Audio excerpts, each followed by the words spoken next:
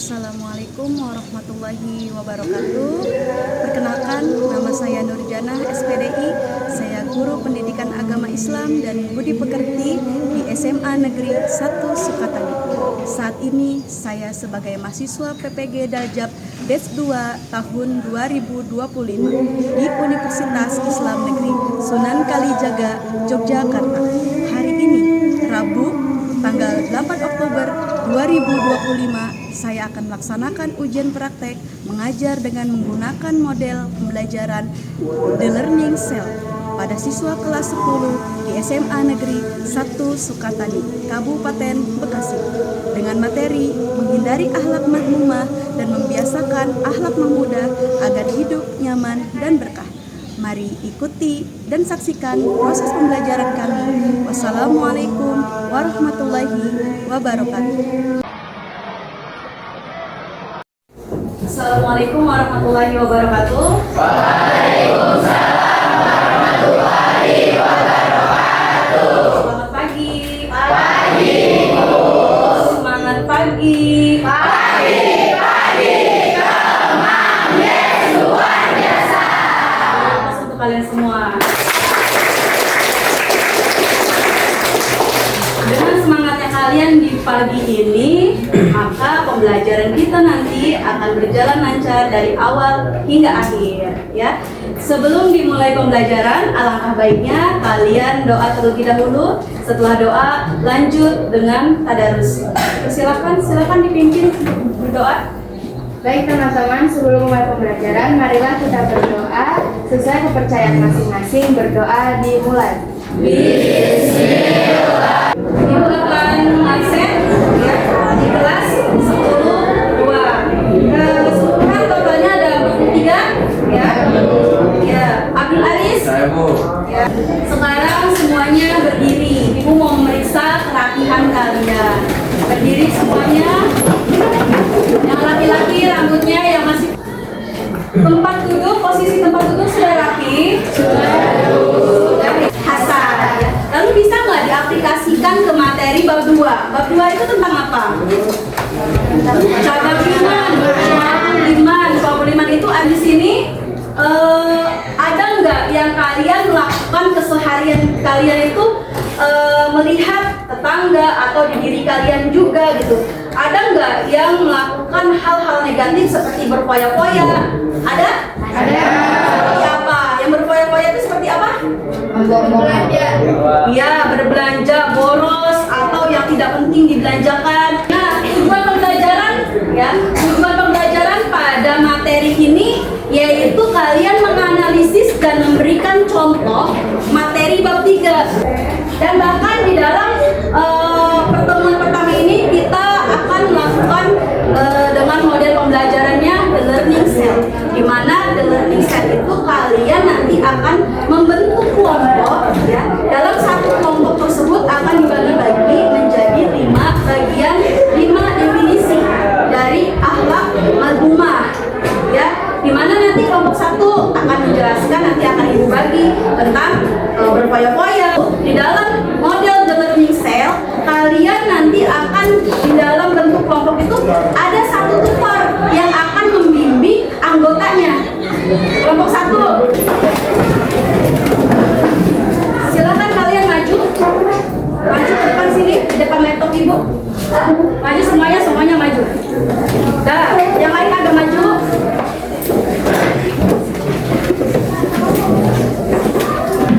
Nomor 1 ada Adit. Adit, silakan anggotanya ada siapa saja Adit? Abdul Aris ya Adit? Ya, berlangsung. Ya, Abdul Aris dan kawan-kawan silakan mendekati Adit untuk duduk sesuai kelompoknya. Jadi selanjutnya ibu akan menayangkan menghindari akhlak madhumah dalam kehidupan sehari-hari. Bisa disimak? Menghindari akhlak madhumah dalam kehidupan sehari-hari, ya. Lalu penjelasan sikap hidup berfoya-foya. Bisa lihat ibu.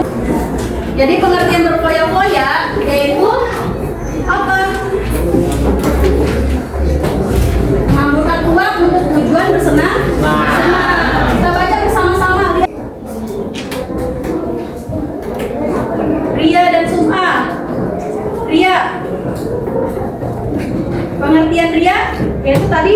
ria itu disebutnya dengan melihat, kalau sum'ah itu mendengar. Ya, bahkan melakukan perbuatan baik dengan maksud agar orang lain melihat dan mendengarnya, dan kemudian memberikan pujian. Pengen didengar orang, ya, pengen dilihat orang, itu adalah bentuk ria dan sum'ah. Ya, tadi takabur. Apa takabur? Sombong. Ya, sombong. Ya, bahwa dia tuh paling tinggi, bahkan dia mah nggak mau sholat ada. Ya kayak setan berarti, ya. Baik. Hasan itu apa? Iya, iri hati. Istilah adanya perasaan benci ketika kenikmatan yang diberikan oleh Allah. Contoh, kita kan di sini sudah membuat kelompok, ya. Karena sudah membuat kelompok, kalian mengerjakan tugas-tugas yang diperintahkan oleh ibu, ya. Dari mulai infografis, lalu dikerjakan baik definisinya maupun berikan contoh-contohnya dan pesan moral, ya. Lihat halaman 60, di sana ada infografis. Dan silakan setiap kelompok masing-masing mengerjakan, ya, dari halaman 60 sampai halaman 63. Silakan, dan ibu sambil keliling mengecek setiap kelompoknya, ya. Silakan dikerjakan.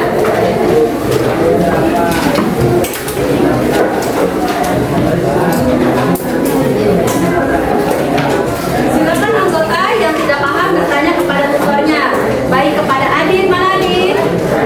Ya, ada Najwa, ada Adit, ada Laras, ada Dina, ya. Masing-masing tutornya silakan membimbing anggotanya, dan anggota bertanya kepada tutornya. Ya, silakan Laras.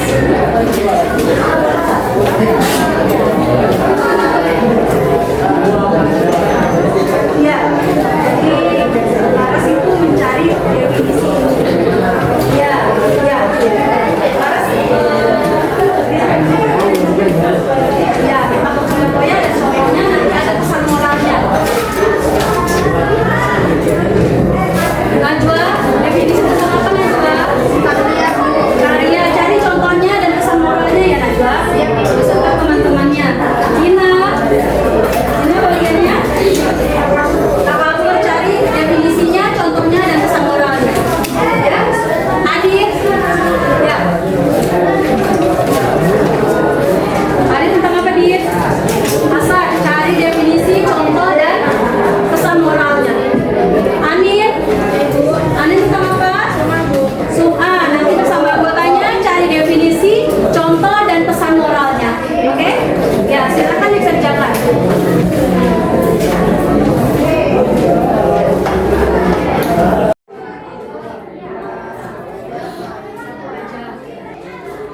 Sudah semuanya? Kelompok 1 siapa? Adit coba Adit. Silakan kamu ke depan. Mau sama siapa Adit? Sendiri?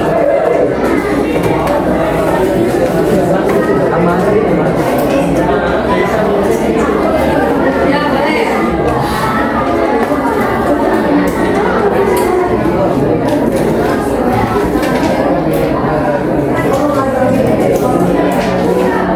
Silakan di latihan dari Hasan, terus contohnya, pesan moralnya.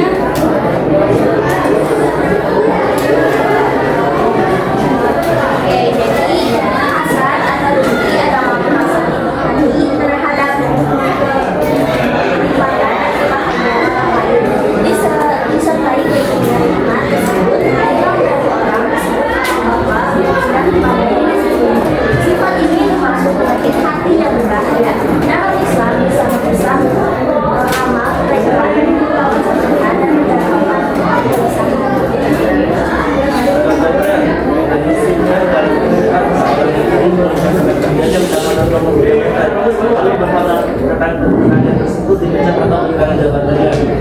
Dan pesan moralnya, hasad merusak diri sendiri dan hubungan sosial. Seseorang tidak bekerja, iri dan bisa merusak hubungan persahabatan. Sebaiknya kita bersyukur atas apa yang kita miliki dan mendoakan kebaikan bagi orang lain, bukan malah diri.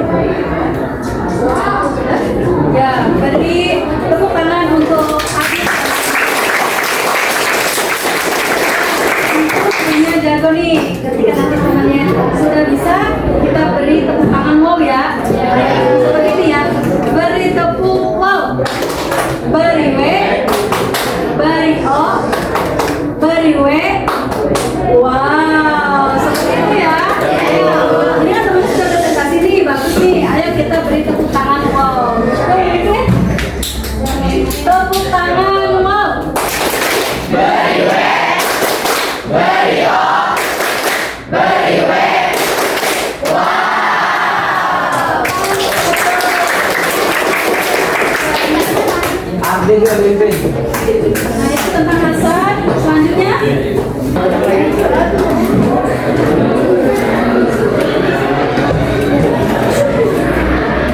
Assalamualaikum warahmatullahi wabarakatuh.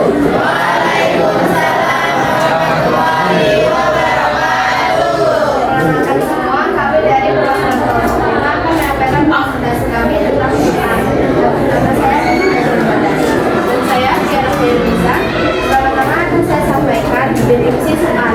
Quran adalah melakukan amal ibadah atau kebaikan agar diterima orang lain dan terpuji kebaikannya. Contohnya seperti membaca sholawat belas agar diterima orang yang berimannya beribadah selalu. Dan contoh yang lainnya adalah membantu orang miskin hanya agar terlihat dan mendapat pujian di medsos. Berikutnya adalah pesan moral. Pesan moral dari sifat sunnah adalah sifat sunnah membuat amal menjadi sia-sia. Lakukan kebaikan dengan ikhlas tanpa berharap pujian manusia karena hanya Allah yang berhak menilai kita. Sekian dari kami, terima kasih. Bagus sekali untuk presentasinya atau memberikan pengertian dari definisi, contoh dan pesan moralnya. Kita beri tepuk wow ya. Tepuk Pak. Very well. Very on. Very well.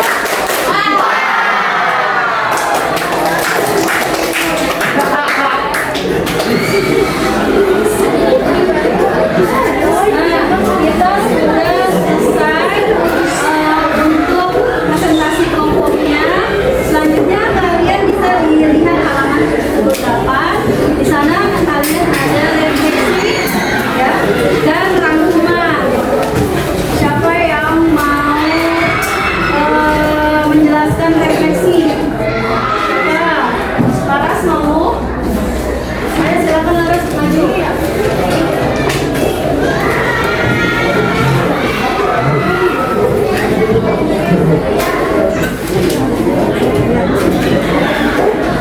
Jadi teman-teman, kita akan menulis atau membuat refleksi, yaitu mengekspresikan tentang materi ini. Bisa itu ada sangat bermanfaat, bermanfaat, kurang bermanfaat, atau sangat kurang bermanfaat. Terus nanti kalian isi alasannya yang tentang materi ini.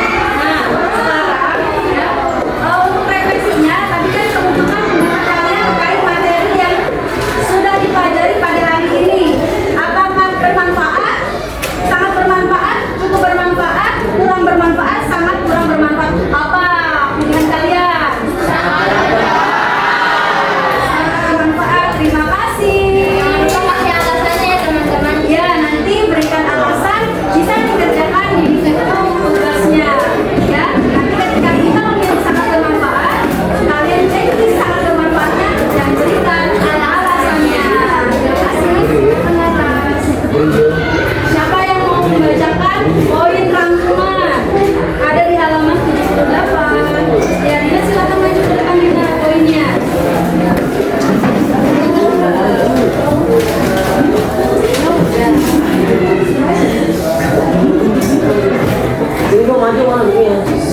Oke, di sini saya akan menjelaskan poin rangkuman bab 3. 1. Harta merupakan cobaan bagi pemiliknya.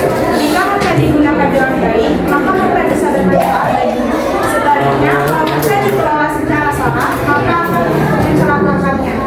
2. Islam melarang perilaku berlebih-lebihan atau melampaui batas, boros atau takzir dalam membelanjakan harta. Pamer atau ria, sombong atau takabur, dan dengki atau hasad. 3. Takzir atau boros adalah perilaku membelanjakan harta tidak pada jalannya atau mengeluarkan harta tidak hak.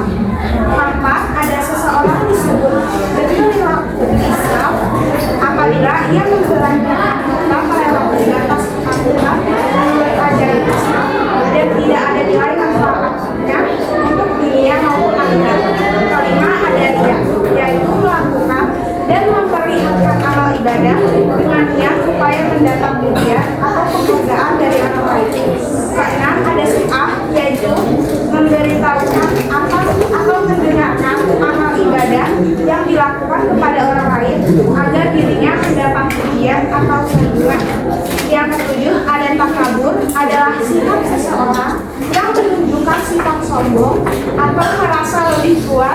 bebas dibanding orang lain.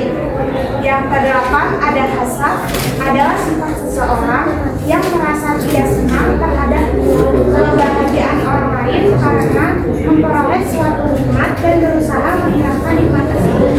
Kesembilan, ada syarat diterimanya amal. Ada tiga. Satu, beramal dengan landasan ilmu. Kedua, ada berniat ikhlas karena Allah Subhanahu wa Ta'ala. Yang ketiga, dilakukan dengan sabar dan ikhlas. Yang kesepuluh ada benteng amal itu. Ada tiga.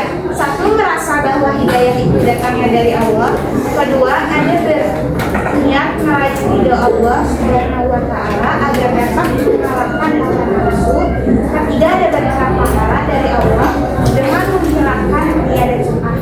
Poin ke-11 atau terakhir, sifat berkoyak-koyak, ria, sum'ah, kabur, hasad dapat dihindari dengan menerapkan sifat rendah hati atau tawadu. Beri tepuk tangan, wow.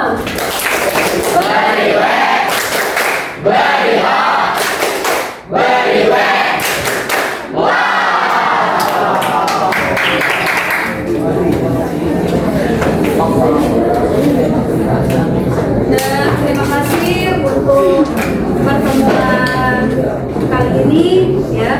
Kita sudah selesai di model pembelajaran The Learning Cell. Kalian sangat luar biasa sekali, sangat interaktif ya, sangat aktif sekali dalam setiap tugas-tugasnya, baik dalam ketua kelompoknya juga sebagai tutor. Kalian sangat bagus dan sudah memberikan jawaban-jawaban dari kepada anggota-anggotanya dan secara diskusinya bagus sekali ya. Dan kalian juga memahami dari materi 3 ini, yaitu kita menghindari akhlak madmumah dan membiasakan diri melakukan akhlak mahmudah ya.